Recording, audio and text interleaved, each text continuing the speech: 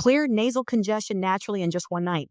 If you're someone who suffers from constant flu symptoms, nasal congestion, or difficulty breathing, I recommend you watch this video until the end. For this remedy, we're going to use 1 aloe vera leaf and a small amount of Vic Vapor Rub. You can use any aloe leaf you have at home. Remember, aloe vera has anti-inflammatory and antioxidant properties that help reduce inflammation in the airways and improve overall health.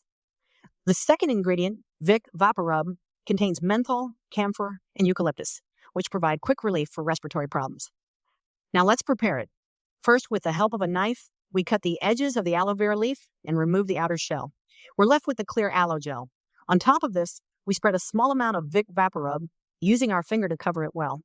Right now, I'd love to know what country or city you're watching from. Once prepared, take a little of the aloe with Vapor Rub and place it gently in your nose before going to bed.